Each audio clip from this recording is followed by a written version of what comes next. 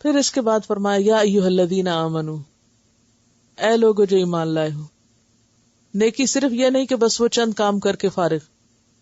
کچھ نیکیاں ایسی ہیں جو تمہیں اجتماعی سطح پر بھی کرنی ہے، ایک معاشرے کی سطح پر بھی. وہ تو انڈیویجول سے تعلق رکھتی تھی نا، ہاں من کہہ کے انڈیویجول کی بات تھی نا پیچھے. اب کیا ہے یا ایھا الذین آمنو کہہ کے کیا کہا جا رہا ہے؟ اجتماعی بات ہو رہی ہے، سب کا فرض بنتا ہے. کیا؟ کتب علیکم القصاص، قصاص تم پر فرض کیا گیا ہے. اچھا، سب پر فرض کیا گیا، سب کو کیوں کہا گیا حالانکہ سب تو اس میں شریک نہیں ہوتے؟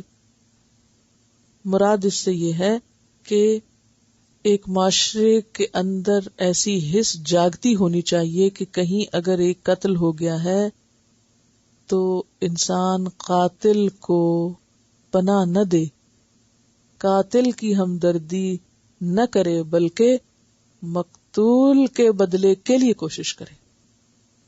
سمجھ گئے؟ یعنی سب کو کیوں کہا جا رہا ہے حالانکہ کام تو ایک دو کو کرنا ہے، یہ چند ایک انوالوڈ ہے. لیکن یا ایھا الذین آمنوا کتب علیکم، تم سب پر لازم کر دیا گیا.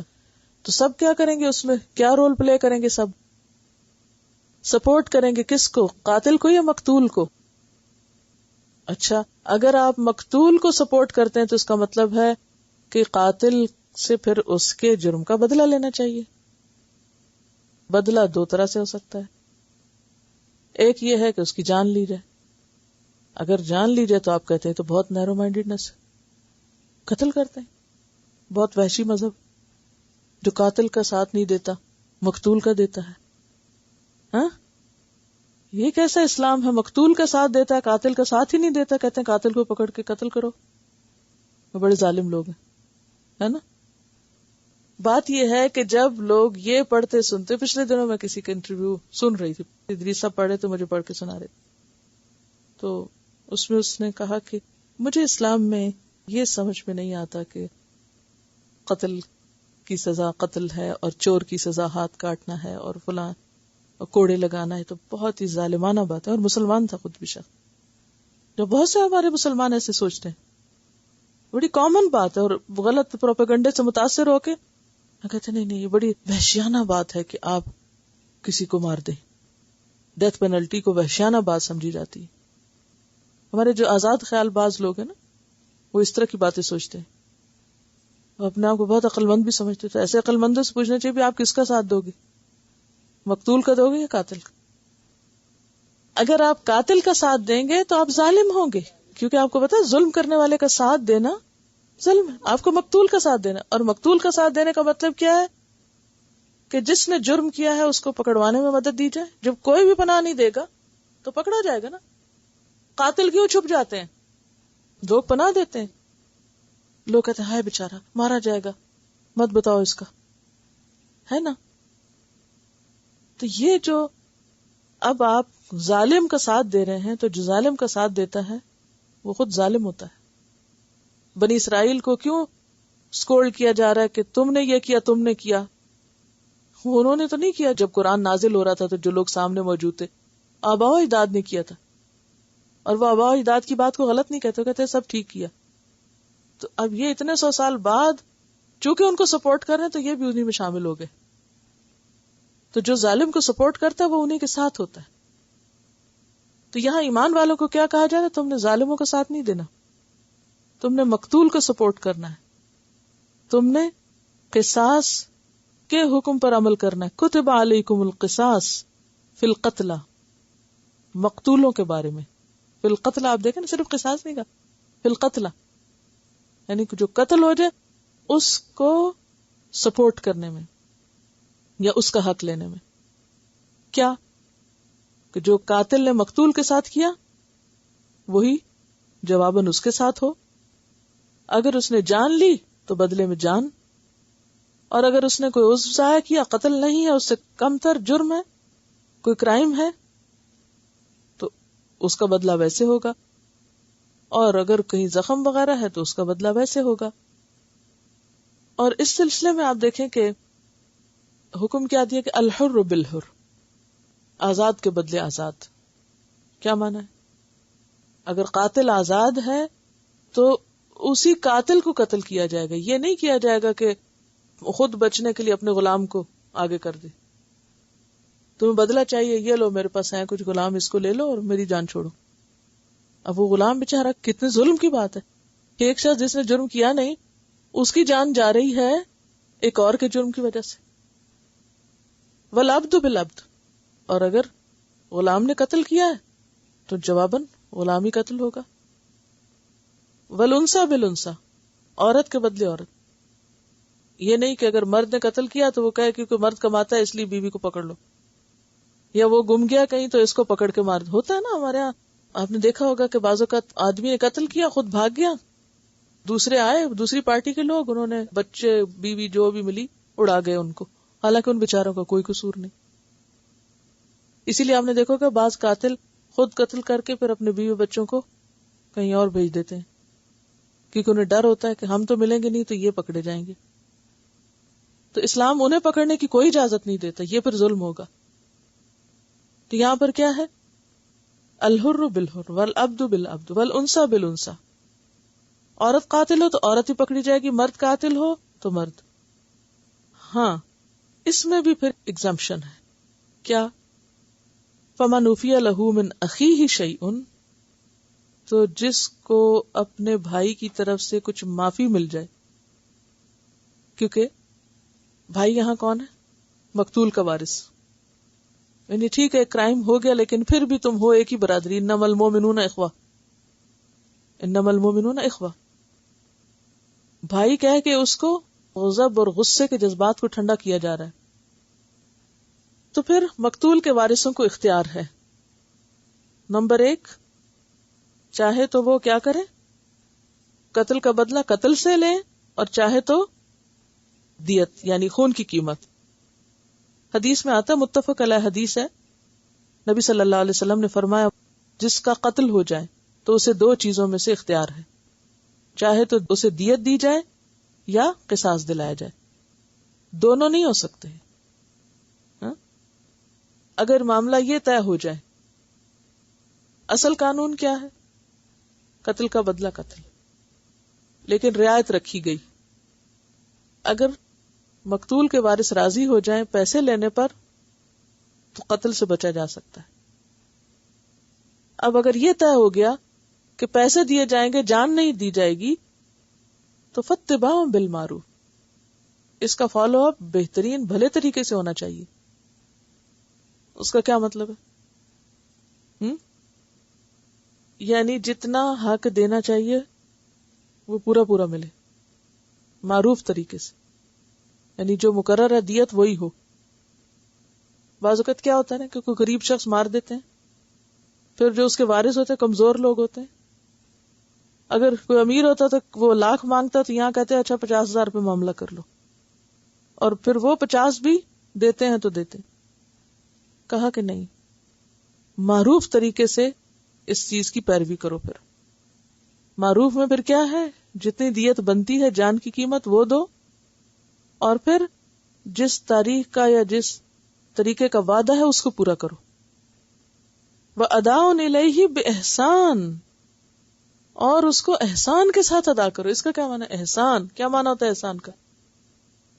حق سے زیادہ دینا، یعنی جو طے ہوا بہتر تو یہ ہے کہ اس سے بھی زیادہ دو، یا یہ کہ عمدہ طریقے سے. الیہ کہہ کے کس کی طرف اشارہ کیا گیا؟ مقتول کے وارثوں کی طرف. ذالک تخفیف من ربکم، یہ تمہارے رب کی طرف سے رعایت ہے، ہلکا کر دیا گیا. ورحمت اور رحمت ہے. کیا چیز تخفیف ہے؟ جان کے بدلے قیمت، یہ ہلکا کر دیا. ورحمت اور رحمت ہے. اس میں آپ دیکھیے کہ اگرچہ اسلام میں یہ قانون ہے کہ جان کے بدلے جان، لیکن جو یہ باتیں کرتے ہیں وہ یہ بھول جاتے ہیں کہ اس میں رخصت بھی ہے. تو یہ پوائنٹ آپ کو یاد رکھنا چاہیے کہ یہ کمپلسری چیز نہیں ہے.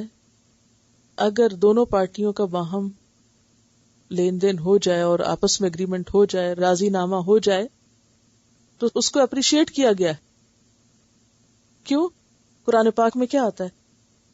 وَأَن تَعْفُوا أَقْرَبُ لِلتَّقْوَىٰ، معاف کر دو یہ تقوی کے زیادہ قریب ہے. وَإِن تَعْفُوا وَتَصْفَحُوا وَتَغْفِرُوا فَإِنَّ اللَّهَ غَفُورٌ رَحِيمٌ فَمَنْ عَفَا وَأَصْلَحَ فَأَجْرُهُ عَلَى اللَّهِ. یعنی معافی کو پسند کیا گیا ہے. اور معافی بھی دو طرح کی ہوتی ہے. ایک ہے پیسہ لے کے معاف کرنا یعنی جان بخش دینا، اور دوسرے کچھ بھی نہ لینا. یہ ہے دین کی خوبصورتی. اب اگر آپ کو یہ باتیں نہ پتا ہو نا تو آپ یک طرفہ پروپیگنڈے سے ایک دم متاثر ہو جاتے ہیں. اب اس میں 3 چیزیں سیکھی نا آپ نے. نمبر 1، اسلام کیا چاہتا ہے ہم سے؟ قاتل کی بجائے مقتول کا ساتھ دیں. پھر اسلام کیا چاہتا ہے کہ قاتل سے غلطی ہو گئی لیکن اس کو رعایت بھی دی جا سکتی کہ اس کی جان لینے کی بجائے مال لے لیا جائے. اور تیسری کیا چیز آپ نے سیکھی؟ کہ معاف کر دیا جائے. اس میں کیا وحشیانہ پن ہے بتائیے. یہ اس کی معافی کی بات نہیں ہو رہی کہ قاتل معاف کرے، یہ مقتول کے وارثوں کی معافی کی بات ہو رہی کہ وہ معاف کریں قاتل کو. یہ حقوق العباد کا معاملہ ہے نا. یہ تو چونکہ بندوں کے حق ہے نا، جیسے حدیث میں آتا ہے کہ جب تک بندے معاف نہ کریں حقوق العباد معاف نہیں ہوتے.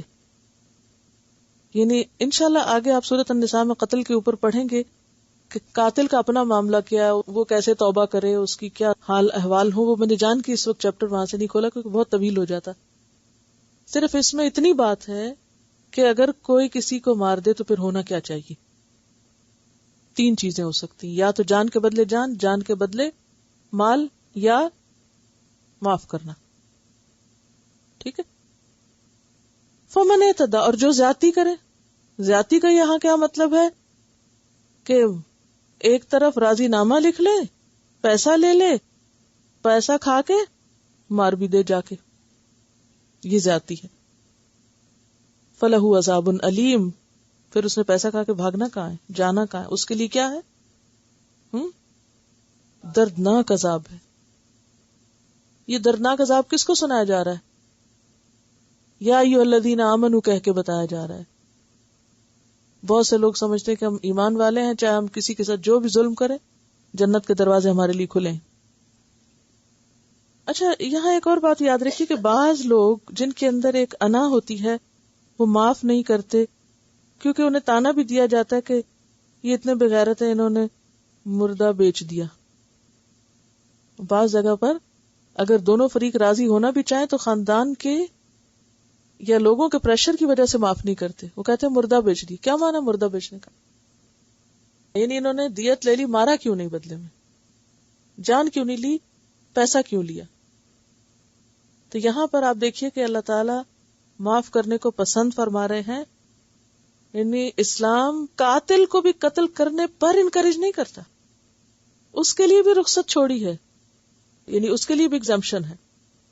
کیونکہ حدیث میں آتا ہے نا، جو شخص ظلم کو معاف کر دیتا ہے اللہ اس کے بدلے اس کی عزت بڑھا دیتا ہے. ٹھیک ہے زیادتی ہوئی، جان گئی، لیکن اگر معاف کر دو گے تو اللہ کے ہاں بہت بڑا اجر اور مقام پاؤ گے. لوگ اتنا تو جانتے کہ اسلام میں قتل کی سزا قتل ہے، وہ یہ نہیں جانتے کہ قتل کا بدلہ معافی بھی ہے. اور اس کو اپریشیٹ کیا گیا، یعنی انکریج کس کو کیا گیا؟ دیت کو اور معاف کرنے کو. یعنی معافی کی دونوں صورتیں ہیں. اداؤن الیہ باحسان کا کیا مطلب ہے؟ مجھے معلوم ہے ذرا مشکل ٹاپک ہے، اسی لیے میں یہاں یہ قانون آپ کو نہیں پڑھا رہی کہ بدلہ کیسے لیا جائے گا اور زخموں کا بدلہ کیسے ہوگا اور کیا ہوگا. صرف اس کی ایک روح یا جو اسلام کا جو حکمت ہے اس حکم کے پیچھے وہ بتا رہی ہوں، جو آپ سے ریلیٹڈ ہے، جو خاص طور پر آپ کے کچھ سوالوں کے جواب ہو سکتے ہیں، یا کم از کم اپنے ایمان کی حفاظت ہو سکتی ہے. اداؤن الیہ باحسان کا کیا مطلب ہے؟ یعنی احسان کر کے، نہ کہ احسان جتا کے. یعنی احسان نہ جتایا جائے کہ یہ لو دے دیے تمہیں پیسے، بس خوش ہو راضی ہو، یا بعد میں تنگ کرنا. مراد اس سے یہ ہے کہ معاملہ خوش اسلوبی سے طے ہو، جو ہو گیا سو ہو گیا، بھولو اس کو. کیونکہ بعض اوقات ایسا ہوتا ہے کہ معاف بھی کر رہے ہوتے ہیں اور ساتھ تانے بھی دیے چلے جا رہے ہوتے ہیں. قاتل کو چھوڑ کے قاتل کے بھائی کو یا ان کے بچوں کو مارنا یہ ظلم ہے. نبی صلی اللہ علیہ وسلم جو تھے وہ قصاص کی بجائے عفو کو زیادہ پسند کرتے تھے. ایک دفعہ ایک آدمی قتل ہو گیا، آپ نے قاتل کو مقتول کے وارثوں کے حوالے کر دیا. قاتل کہنے لگا اللہ کے رسول صلی اللہ علیہ وسلم، اللہ کی قسم میرا قتل کرنے کا ارادہ نہ تھا. آپ نے مقتول کے ولی سے کہا اگر یہ سچا ہوا اور تم نے اسے قتل کر دیا تو تم دوزخ میں جاؤ گے. یہ سن کر مقتول کے ولی نے یا وارث نے چھوڑ دیا کہ میں معاف کرتا ہوں. وَلَكُمْ فِي الْقِصَاصِ حَيَاةٌ يَا أُولِي الْأَلْبَابِ، اور تمہارے لیے بدلہ لینے میں زندگی ہے اے عقل والو، کیونکہ اس سے قتل کی حوصلہ شکنی ہوتی ہے. لَعَلَّكُمْ تَتَّقُونَ، تاکہ تم بچ جاؤ، تمہارا معاشرہ تباہی سے بچ جائے. کیوں؟ اس لیے کہ کسی انسان کا قتل صرف انسان کا قتل نہیں، قانون کا قتل بھی ہے، انسانی حرمت کا قتل بھی ہے. قرآن پاک سورۃ المائدہ کی آیت 32 میں آتا ہے من قتل نفسا بغیر نفس او فساد فی الارض فکأنما قتل الناس جميعا، جس نے کسی جان کو قتل کیا بغیر اس کے کہ اس نے کسی جان کو قتل کیا ہو، یعنی قصاص کے علاوہ، یا زمین میں کوئی فساد برپا کیا ہو، تو گویا اس نے سب انسانوں کو قتل کر دیا. یعنی ایک انسان کا قتل گویا پوری انسانیت کا قتل ہے، اور جس نے اس کو زندہ کیا گویا اس نے سب کو زندہ کیا. یہاں پر کیا کہا گیا کہ بدلہ لینا جو ہے اس کو برا نہ کہو. اسی میں تمہاری زندگی ہے کہ اگر تم قاتل کا ساتھ نہیں دو گے اور قاتل کو سزا ملے گی تو آئندہ سے قتل کی حوصلہ شکنی ہوگی. اب آپ دیکھیں جب کوئی مر جاتا ہے، کوئی قتل ہو جاتا ہے تو پیچھے پھر کیا ہوتا ہے؟ مال چھوڑ جاتا ہے، تو پھر اس کی وراثت کا مسئلہ آتا ہے. تو اس لیے اگلی آیت جو ہے وہ وصیت کے متعلق ہے، اور آیات وراثت جو آگے جا کر آئیں گی ان کی ایک طرح سے تمہید کے طور پر ہے. کتب علیکم اذا حضر احدکم الموت، تم پر لکھ دیا گیا کہ جب تم میں سے کسی کی موت کا وقت آئے، ان ترک خیرن، اگر وہ مال چھوڑ جائے تو کیا کرے؟ الوصیہ، وصیت کرے. کس کے لیے؟ وللوالدین، والدین کے لیے. اور کس کے لیے؟ والاقربین، رشتہ داروں کے لیے. بالمعروف، بھلے طریقے سے. حقا علی المتقین، یہ بھی تقوی والوں پر حق ہے. تو حرمت جان کے بعد حرمت مال کا ذکر کیا جا رہا ہے، اور اس کو بھی لازم قرار دیا گیا ہے. تو وصیت کہتے ہیں مرنے کے وقت اپنی موت کے بعد کسی چیز کی دیکھ بھال یا مال میں صدقہ وغیرہ کرنے کی تاکید. یعنی وصیت کس کس میں ہوتی ہے؟ مال میں بھی ہوتی ہے، بچوں کے بارے میں بھی ہوتی ہے، اور اگر کوئی خاص کام وہ چھوڑ کے جا رہا ہے پیچھے تو اس کے بارے میں بھی ہو سکتی ہے. یعنی وصیت صرف مال میں نہیں ہوتی. کس کس میں ہوتی ہے؟ مال میں ہوتی ہے، اولاد کے بارے میں بھی ہوتی ہے، کوئی اور خاص کام، ذمہ داری، کاروبار کچھ چھوڑ کے جا رہا ہے تو اس میں بھی ہو سکتی. ایک تو یہ کہ ہمیں موت کا نہیں پتا، لیکن اگر ہم سمجھتے ہیں کہ ہمیں اپنی زندگی کے بعد کسی کو کسی خاص کام کی ذمہ داری دینی ہے تو وہ ابھی سے ہی کر لیں. دوسرا یہ کہ ایک شخص ایسا بیمار ہوا ہے کہ اس کو موت کا اندیشہ ہے، اس کو بچنے کی کوئی امید نہیں، اور اس کو اپنے چھوٹے بچوں کا فکر ہے یا اپنے مال کا فکر ہے یا کسی بھی چیز کا، تو اس وقت بھی وہ وصیت کر سکتا ہے. ٹھیک ہے، نہ وصیت کرے تو نہ کرے، لیکن حدیث میں آتا ہے جو مسلمان وصیت کرنا چاہتا ہے تو 2 راتیں بھی ایسی نہ گزارے کہ اس کے پاس اس کی لکھی ہوئی وصیت نہ موجود. مثلا عام لوگ، ان کو پتا ہے اتنا میرا مال ہے، اتنے بچے ہیں، میں مر گیا تو میرا مال میرے بچے جو ہے وہ تقسیم کر لیں، کوئی جھگڑا نہیں، کوئی مسئلہ نہیں، کوئی اور لین دین نہیں، یا مختصر سا ہے، تو ضروری نہیں کہ وصیت کرے. بچے بھی اپنا کما رہے ہیں، کھا رہے ہیں، کوئی ایسا اس نے زندگی میں کام نہیں کیا کہ جو کسی اور کو سمجھانا ہے، دینا ہے، بس ٹھیک ہے، نہ کرے.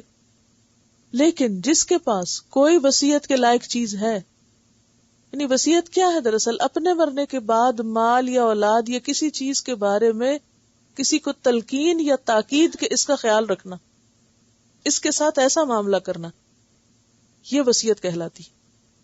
ٹھیک ہے. اور یہ جو وصیت کا حکم ہے یہ بھی اللہ کی بڑی رحمت ہے. اس میں آپ دیکھیں ایک وصیت کرنے والا ہوتا ہے، ایک وہ جسے وصیت کی جا رہی. کرنے والا تو ایک ہی ہوتا ہے، اور جس کو کی جا رہی ہے وہ ایک سے زائد بھی ہو سکتے ہیں. وہ رشتہ دار بھی ہو سکتے ہیں، وہ وارث بھی ہو سکتے ہیں، وہ غیر بھی ہو سکتے ہیں، کوئی ریلائبل پرسن.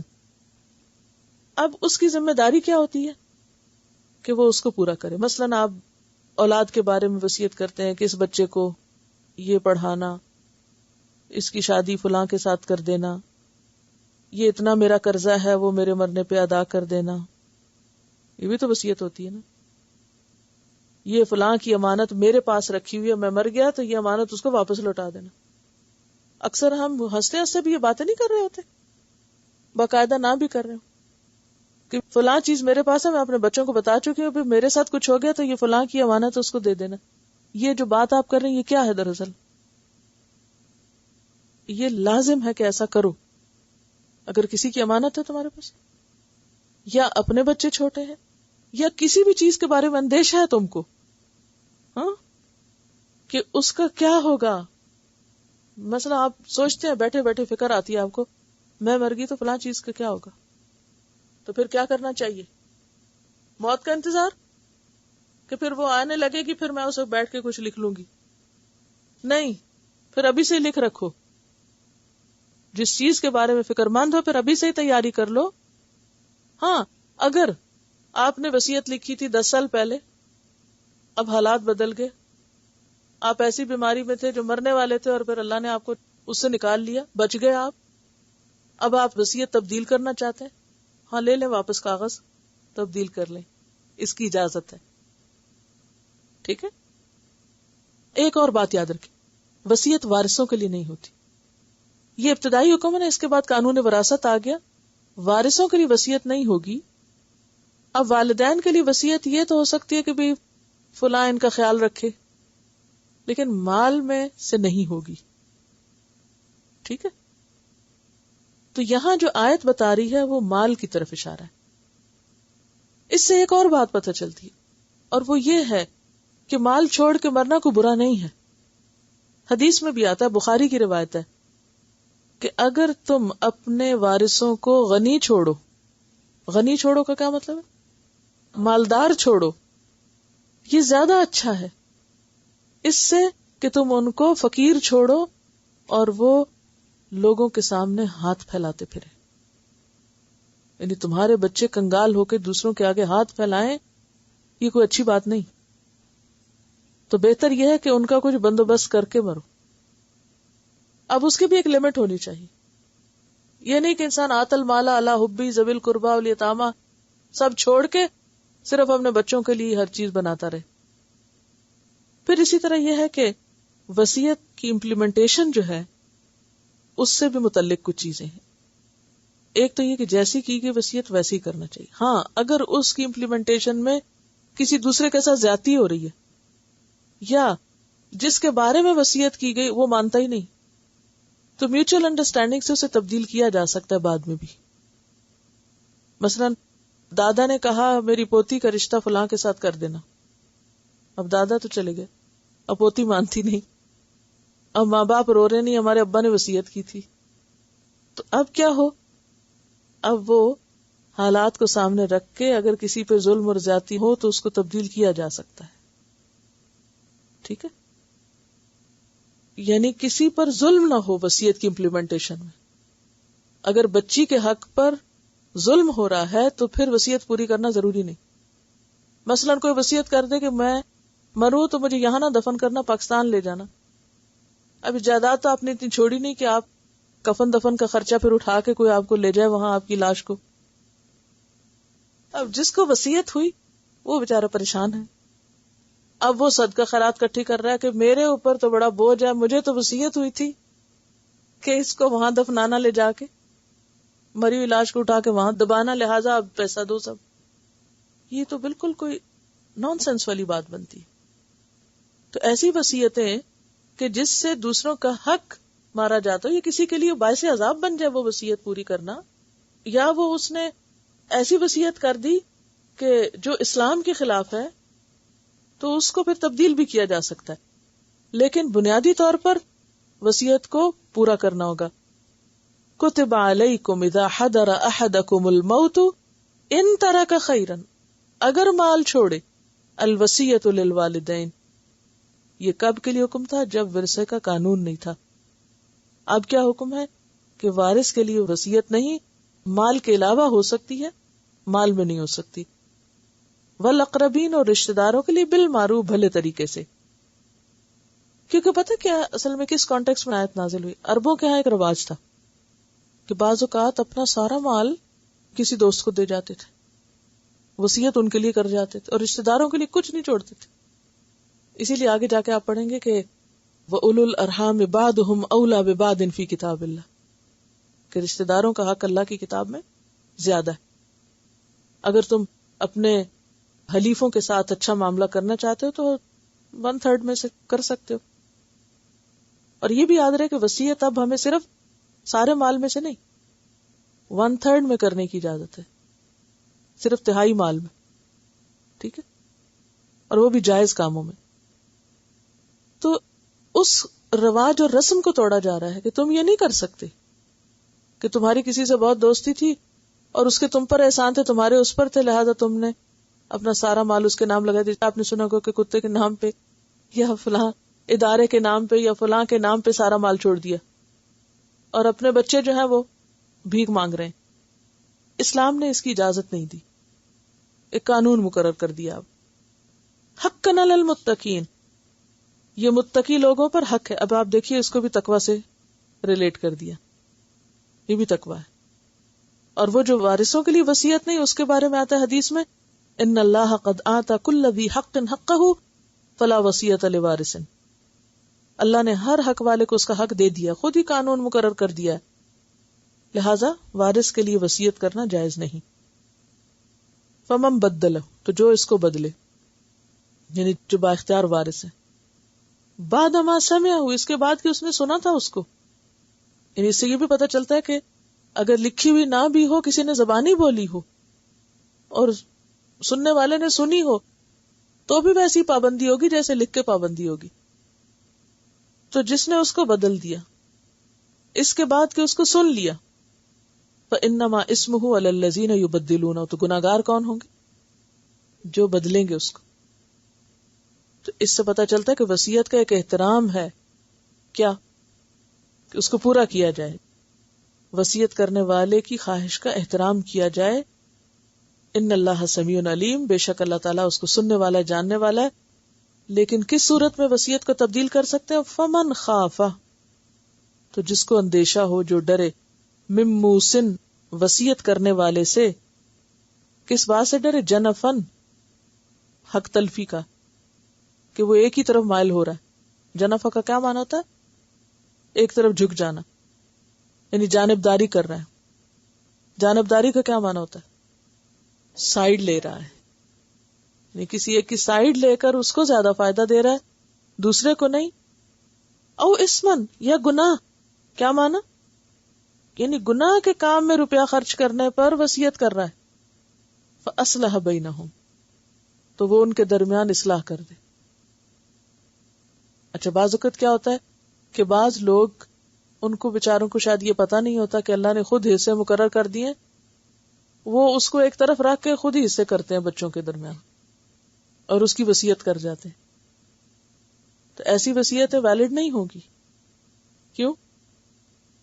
بعض اوقات ایسا ہوتا ہے نا، چپکے سے کاغذ لکھوا کے رکھ لیا جاتا ہے. ایسے بہت سے مسائب ہوتے ہیں نا خاندانوں میں. بیٹا کیا کرتا ہے؟ باپ سے سب کچھ اپنے نام کروا لیتا ہے اندر خانے. جب باپ فوت ہوا، دوسرے بہن بھائی آئے کہ ہمارا حق، تو کہتا ہے کسی کا کوئی حق نہیں، یہ دیکھو میرے پاس کاغذ ہے. تو اب یہ کاغذ ظلم پر مبنی ہے. ایسی صورت میں کوئی گواہ نہ بنے اس ظلم پہ. کیا کرنا چاہیے؟ اس کو تبدیل کرنے میں، صلح کرانے میں کوئی حرج نہیں.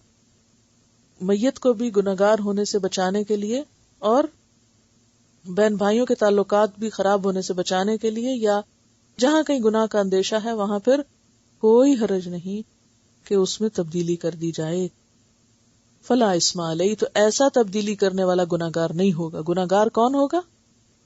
جو ایک درست صحیح وصیت میں چینج کرے اپنی مرضی سے کچھ کر دے.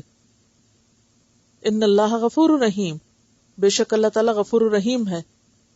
کس کے لیے؟ جو اس وصیت کو بدلے. وآخر دعوانا ان الحمد للہ رب العالمین.